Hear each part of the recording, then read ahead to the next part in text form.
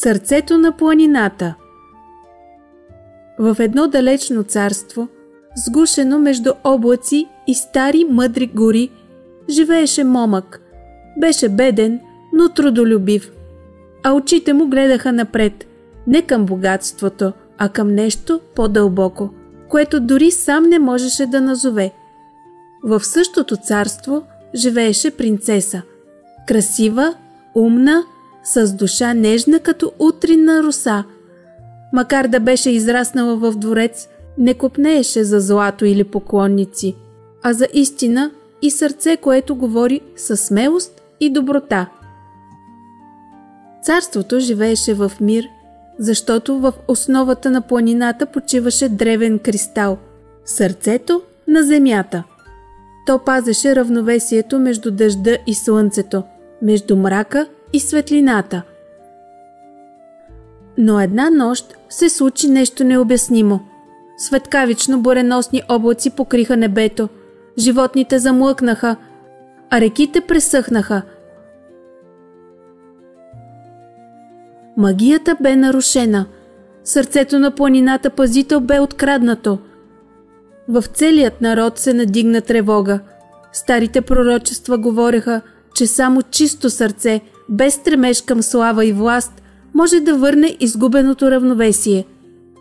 Царят събра най-храбрите си поданици и обяви: онзи, който върне сърцето, ще получи най-голямата награда – признателността на народа и може би ръката на дъщеря ми. Момъкът не се колеба. Пристъпи напред. Принцесата го погледна и му каза: бъди смел, ще те чакам.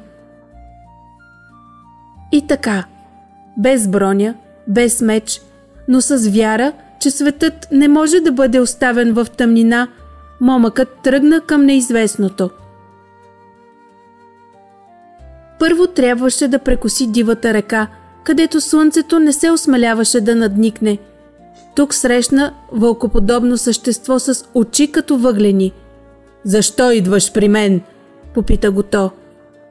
«Търся сърцето на планината», отвърна момъкът. «За да продължиш, трябва да се изправиш срещу себе си». Сянката се изправи пред него. Негово отражение, изпълнено със страх, съмнение, гняв. То го изкушаваше, присмиваше му се, но той само кимна и рече: «Признавам те, ти си част от мен, но не си всичко, което съм». Сянката изчезна. Съществото му остави амулет, малък камък, който топлеше дланта и пазеше душата от заблуди. По пътя си срещна стар пътешественик с побеляла коса и тиха усмивка. «Не търси само сърцето на планината», прошепна старецът. «Търси и това, което ще запази светлината в теб». След дни на яздене достигна до езерото на спомените. Там водата бе толкова тиха, че можеше да чуе мислите си. Издигна се русалка с очи от мъгла. «Ще продължиш, ако се откажеш от спомен, който държиш като съкровище», каза тя. Момъкът се поколеба. Извади малко дървено конче от торбата си, играчка от детството.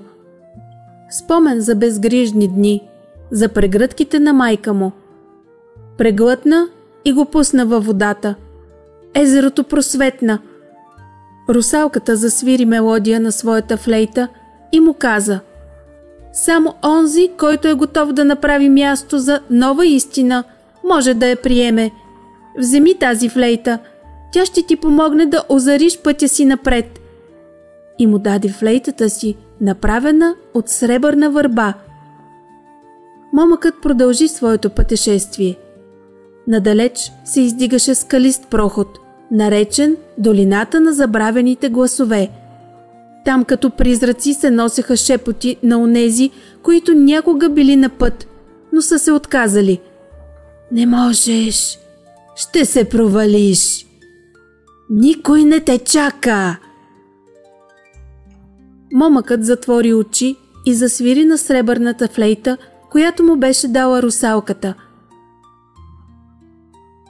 Мелодията проряза тишината и светлината отвори нова пътека през мъглата.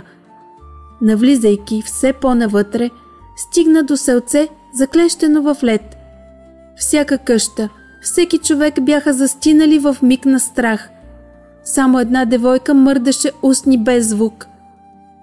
Помогни ми да ги събудя, изписаха очите й. Момъкът докосна флейтата си и засвири тиха песен. Ледът се разтопи. Хората отвориха очи. Благодарността им бе като топла вълна, която му даде сила. Вземи това кълбо и следвай нишката му.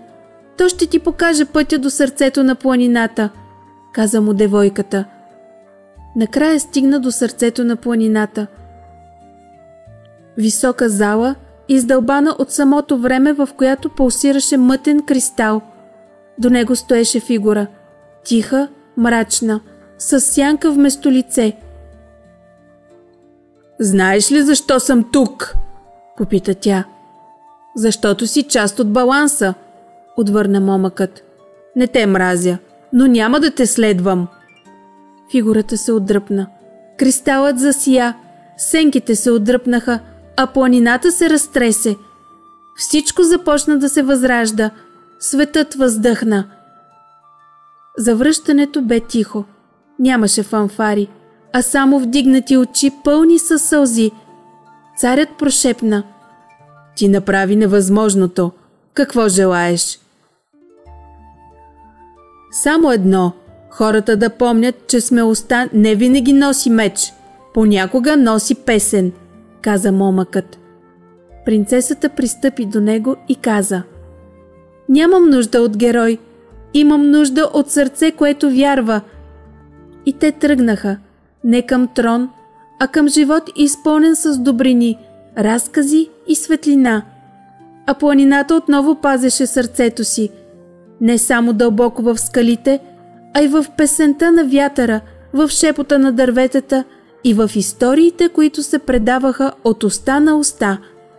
Защото светът се крепи не на злото, а на онези, които избират да не се предадат на него. И щом чуеш вятъра в клоните, слушай се, може би ще чуеш онази флейта и ще си спомниш. Край.